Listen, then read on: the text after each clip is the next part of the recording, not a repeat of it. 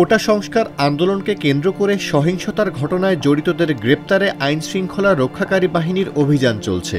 গ্রেপ্তার ব্যক্তিদের প্রতিদিন আদালতে হাজির করা হচ্ছে, তাদের বেশিরভাগকে পাঠানো হচ্ছে কারাগারে।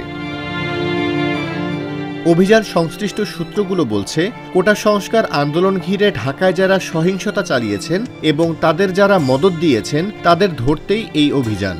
গোয়েন্দা তথ্যের ভিত্তিতে এলাকা ভাগ করে সন্দেহভাজনদের আটক করা হয়, পরে তাদের যাচাই বাছাই করে গ্রেপ্তার দেখানো হচ্ছে।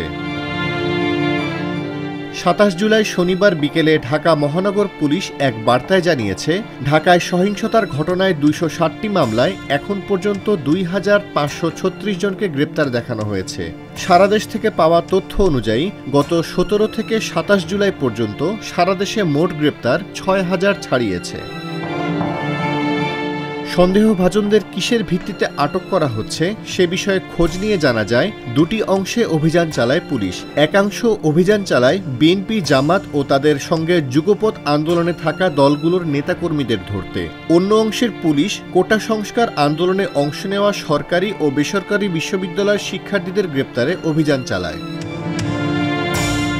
২৭ জুলাই ঢাকা মহানগর পুলিশের যুগ্ম কমিশনার বিপ্লব কুমার সরকার আজকের পত্রিকাকে ব্লক রেডের বিষয়ে বলেন, আন্দোলন ঘিরে যারা সহিংসতা চালিয়েছেন তাদের ধরতে অভিযান চলছে। যতদিন পর্যন্ত জড়িতদের আইনের আওতায় না আনা যাবে ততদিন অভিযান চলবে। কোটা সংস্কার আন্দোলন ঘিরে রাজধানী সহ সারা দেশে কয়েকদিনের এই সংঘর্ষে নিহত হয় ২ শতাধিক মানুষ। গত ২১ জুলাই রাত থেকে রাজধানী সহ সারা দেশে ব্যাপক ধরপাকড় শুরু করেছে আইনশৃঙ্খলা রক্ষাকারী বাহিনী।